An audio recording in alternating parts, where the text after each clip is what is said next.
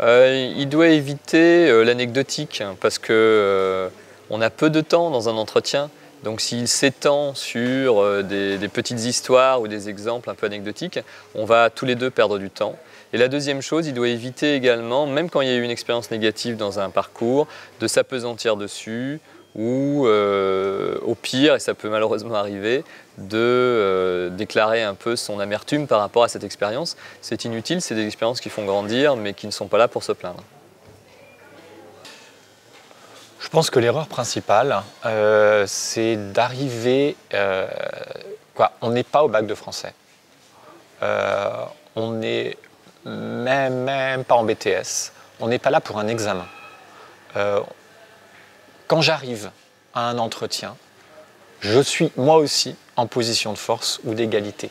Il faut comprendre une chose qui est extrêmement importante. C'est que si jamais j'arrive en demandeur d'emploi, du genre, excusez-moi de vous demander pardon, je ne sais pas très bien, vous auriez une place dans ou que sais-je encore, ça ne passera jamais. Les gens, ils veulent... et c'est normal. Qu'est-ce qu'on attend d'un jeune, qu'est-ce qu'on attend d'un commercial? C'est qu'ils se démènent et qu'ils savent vendre, et aussi qu'ils savent se vendre lui-même.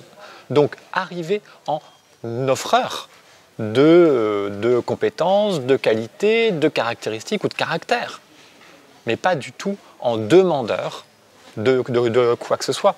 Excusez-moi de vous demander pardon, c'est pas la peine, ça ne passera pas. Un autre point, ce qui se passe, c'est que le recruteur, il arrive, il va voir 10, 15 personnes sur le même poste.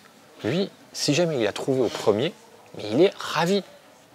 Si jamais il se dit c'est le bon, c'est parfait, il n'ira pas forcément voir plus loin.